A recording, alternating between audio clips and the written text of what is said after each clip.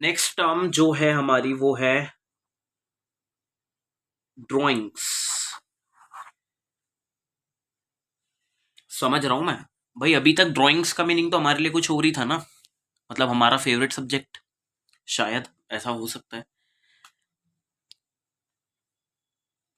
देखो अगर मैंने आपको ये बता दिया ना कि ड्राइंग्स का मीनिंग हाँ 10 तक तो वो था भाई, और 11th में चेंज हो गया, तो आपके मन में एक डाउट आ जाएगा। मतलब वर्ड्स ना कभी वैसे ऐसे चेंज होते नहीं है। तो देखो सिंपल आप लोग ये समझ लो, ड्राइंग्स का मीनिंग ही होता है हमेशा निकालना। प्रूफ कराता हूँ। फर्नीचर होता है हम लोगों के घरों में, तो वहां ना ड्रॉर होता है, और ड्रॉर का फंक्शन कुछ ऐसा होता है ड्रॉर का। वहीं से वर्ड बना ड्राइंग्स। सर लेकिन हम जो ड्राइंग्स करते थे वो तो कनेक्ट कराओ। जो आप लोग वो पेपर लेके और अपने कलर्स लेके बैठते थे ना, कुछ ड्रॉ करते थे, कुछ निकालते थे, कुछ थॉट से ना कुछ बनाते थे, कुछ आउटपुट रिलीज करते थे इस पेपर पे, ड्रॉ करते थे कुछ। तो ड्राइंग्स का मीनिंग नहीं बदलने वाला, उसका मतलब तो निकालना है। पर हम अकाउंट्स पढ़ रहे हैं, तो अकाउंट्स में हम किसके बारे में बात करते हैं? हमेशा अमाउंट के बारे में। तो क्या निकालूंगा मैं? पैसा निकालूंगा बिजनेस से। तो इसका मीनिंग होता है it is an amount withdraw from business. Business से निकाला जाएगा पैसा। पर यार बिजनेस से पैसा तो, मतलब गल्ले में से पैसा निकालना तो ठीक है, कुछ सामान खरीद लिया या कुछ। पर एक बहुत इंपॉर्टेंट टर्म है for personal use. For personal use. Personal use का मीनिंग क्या हुआ? हम लोग पर्सनल का मीनिंग भी कुछ अलग ही समझते हैं। पर्सनल, अरे भाई रहने दे, इसके बारे में बात मत करिए, तो पर्सनल है। एक तरफ तुम्हारा बिजनेस और एक तरफ तुम्हारा घर। ठीक है सर, बिजनेस करा ही इसलिए था कि मैं घर पे पैसे लेके जाऊंगा, पर बिजनेस से तो डाउन हो गया ना। बिजनेस के लिए तो वो नुकसान है। बिजनेस से तो पैसा जा चुका है, कैश तो डाउन हो गया ना, क्योंकि आपने विड्रॉ कर लिया। तो drawings is all about withdrawn of finance. Finance का निकालना कहां से? बिजनेस से। फॉर पर्सनल यूज अपने घर पे ले जाना। तो कैश तो डाउन हो गया ना बिजनेस का। और यार एक क्लियर बात और कर दूं, कैश ही नहीं, कभी कभी प्रोपराइटर गुड्स निकाल के ले जाएगा। मैं बता देता हूँ, मेरा ना छोटा सा समोसों का बिजनेस है भाई। तो यार कभी कभी रिलेटिव्स आ जाते हैं ना, तो वो कुछ गुड्स जो हैं, जो मेरे लिए क्या गुड्स है? मेरे समोसे। ठीक है भाई। तो वो समोसे भाई मैं अपने घर पे ले जाता हूँ, 10 समोसे, 20 समोसे। यार ठीक है, घर पे तो लेके जाऊंगा ही ना, इसमें बुराई क्या है? पर यार बिजनेस के हिसाब से स्टॉक हो चुका है डाउन, और हम बिजनेस के अकाउंट्स बनाते हैं इसमें। ठीक है। तो ड्राइंग्स इज ऑल अबाउट, कोई भी पूछे ड्राइंग्स माइंड में आ जाना चाहिए, ड्रॉ करना। विड्रॉ, ड्रॉ से बना दो विड्रॉ। किसका विड्रॉ करूं? क्या निकालूं? अकाउंट्स पढ़ रहे हैं हम, फिनेंस निकालो। Withdraw of finance from business से निकालो फॉर पर्सनल यूज, उसे कहते हैं ड्राइंग्स। अच्छा ये मैंने तुम लोगों को क्या बताया, प्रॉफिट है लॉस है बिजनेस के लिए? लॉस। अभी के लिए ऐसी जोड़ देता हूं एक बात, यार लॉस ना कैपिटल में से लेस हो जाते हैं। वो तो होते ही होंगे, कैपिटल होता है हमारा खुद का पैसा।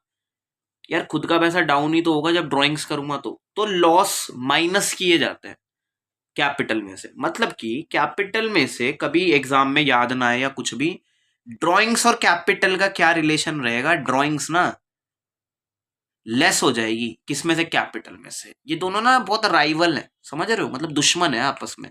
तो ड्राइंग्स हमेशा डिडक्ट होती है कैपिटल में से। मैं अपनी पूंजी खत्म कर रहा हूं ड्राइंग्स करके। यार वही पैसा जो मैंने विड्रॉ कर लिया, जो घर पे मैं खर्च कर दिया मैंने, वही पैसा अगर मैं बिजनेस में लगा देता, तो ना बूट स्ट्रैप कहता है हमें से, मतलब ग्रो होता बिजनेस। ठीक है, जो कमाया वो लगा दिया बिजनेस में, फिर वहां से कमाया फिर और लगा दिया, इसे कहता है प्रोग्रेस होती है फिर। तो है तो लॉस ही है। ठीक है भाई।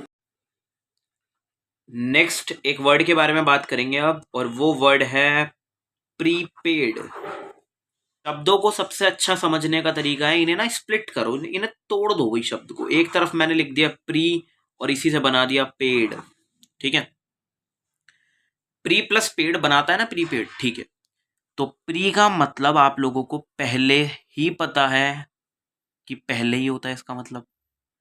ठीक है, जैसे कि नर्सरी से पहले आजकल प्री नर्सरी कराई जाती है। मैं अपनी अकाउंटेंसी की वीडियोस में प्रीवियस ईयर के क्वेश्चन सॉल्व करवाता हूँ। जो जिम लवर्स हैं कुछ, तो वो यार वर्कआउट से पहले ना प्री वर्कआउट मील लेते हैं। प्री मतलब पहले। ठीक है, पहले हो गया। पेड मतलब होता है देना, और ये ना पे नहीं है, कि पे करना, ये तो पेड है, इसका मतलब कि पेड कर दिया होगा, डी आ गया ना, वही जो ईडी वाली फॉर्म होती है, ये सब पता है तुम लोगों को, ठीक है। यानी कि पहले ही पे कर दिया होगा। प्रीपेड का मीनिंग हो गया, तो बस यहीं से प्रीपेड का मीनिंग बन गया कि पहले पे करना और फिर उसके बाद सर्विस यूज करना। फॉर एग्जाम्पल हम लोगों के रिचार्ज कूपन्स, जो हम रिचार्ज कराते हैं, सर कूपन्स क्यों कह रहे हो, अब तो आती ही नहीं है, तो जो हम लोगों ने रिचार्ज करा लिया ना यार, वो सारे प्रीपेड है, क्योंकि पहले पे करा फिर सर्विस की वैलिडिटी मिलेगी मेरे को। अच्छा एक बात और, हम लोग यहाँ तो प्रीपेड डिस्कस कर रहे हैं, वैसे डेली लाइफ में ना इसे हम लोग किसके नाम से जानते हैं, एडवांस के नाम से जानते हैं, कि पहले पे कर दो फिर होगा जो काम होगा, ठीक है भाई। तो आप लोग भी बस एडवांस बन जाओ यार मेरे साथ साथ, मैं तो हूं नहीं खैर। इसी के साथ साथ एक टर्म और डिस्कस कर दूं, हैंड टू हैंड। यहां मैंने लिख दिया आपकी बार पोस्ट पेड। पोस्ट पेड इसी का अपोजिट है, वो पता ही है तुम लोगों को, पहले आप सर्विस यूज कर लोगे और फिर बाद में पे करना पड़ेगा। अच्छा प्रीपेड का कोई एग्जांपल बताओ रिचार्ज के अलावा।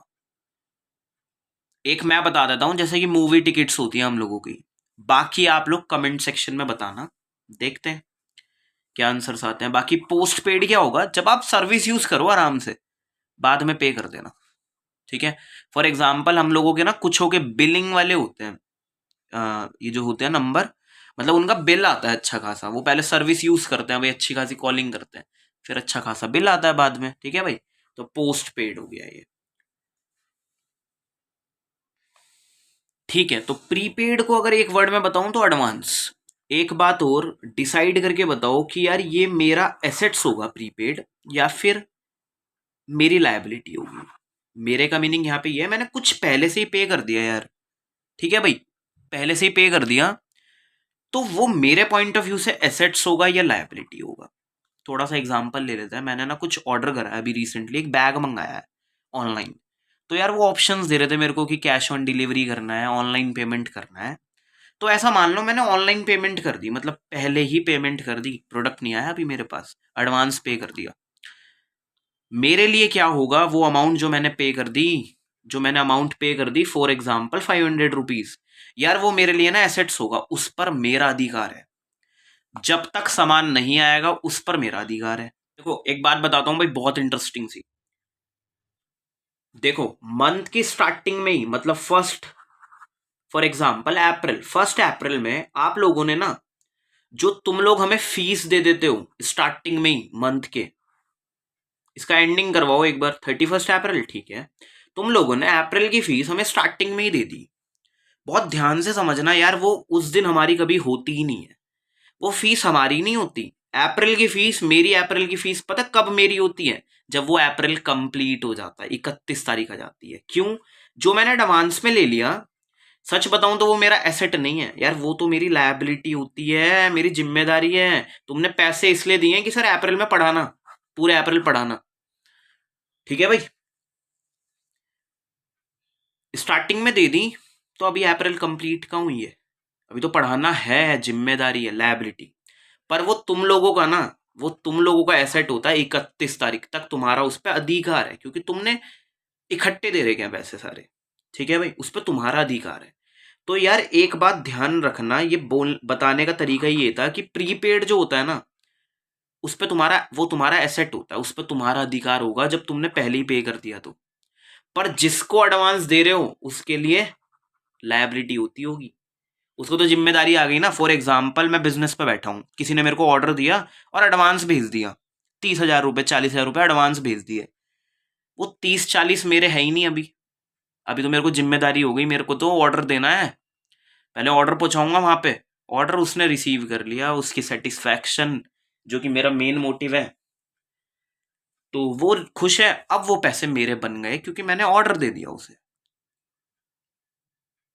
उसका ऑर्डर पूरा कर दिया, ठीक है। तो अगर आपको कोई एडवांस में पे कर रहा है तो यार वो बदले में सर्विस भी तो लेगा, सर्विस नहीं दी तो वो एडवांस ही रहने वाला है, मतलब वो तुम्हारी लायबिलिटी ही रहने वाली है, समझ पा रहे हो।